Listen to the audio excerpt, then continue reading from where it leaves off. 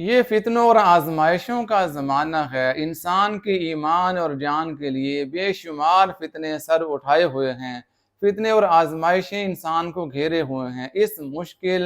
اور فتنوں کے اس دور میں فتنوں سے بچنے کے لیے، آزمائشوں سے بچنے کے لیے، اپنا ایمان اور اپنی جان کی سلامتی کے لیے کچھ مفید مشورے ہیں جو وہ احادیث میں اور سلف صالحین کے اقوال سے ثابت ہیں۔ وہ یہ ہے کہ ایک تو انسان اللہ اور اس کے رسول علیہ السلام سے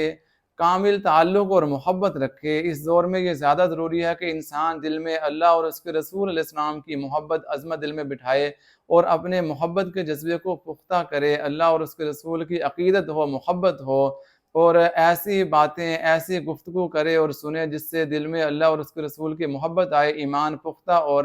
تازہ ہو۔ اور دوسرا، فتنوں کے سامنے جانے سے، فتنوں کے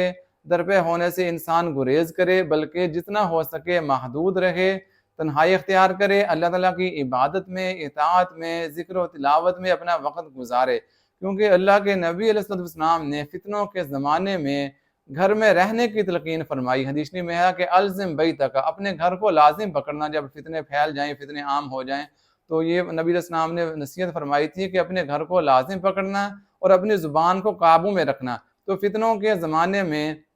زبان پہ قابو پانا چاہیے، سوچ سمجھ کے بولنا چاہیے، اور اس طرح گھر میں اپنے اہل و عیال کے ساتھ وقت گزارنا چاہیے، رزق حلال کی طلب میں، اپنے بیوی بچوں کی، گھر والوں کی تربیت میں، اور اس طرح مطالعہ، تعلیم اور عبادت میں اپنا وقت صرف کرنا چاہیے۔ بہت زیادہ تعلقات اور بہت زیادہ وہ معاشرے میں میل جول تعلقات،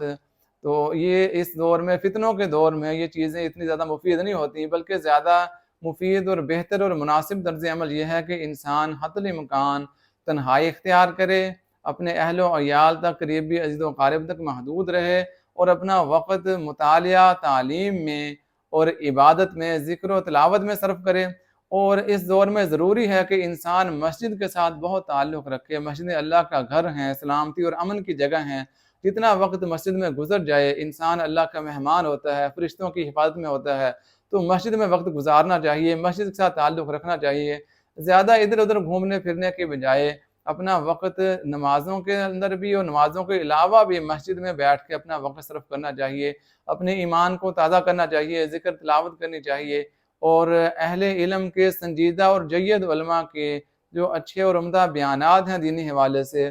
وہ سننے چاہیے۔ نیک اور صالح لوگ جن کو دیکھ کر، جن کی بات سن کر اللہ کی یاد تازہ ہوتی ہو، ان کی صحبت میں، ان کی مجلس میں بیٹھنا چاہیے۔ بری صحبتوں سے، بری مجلسوں سے بچنا چاہیے۔ تو کوشش یہ کرنی چاہیے کہ اپنے ذہن کو،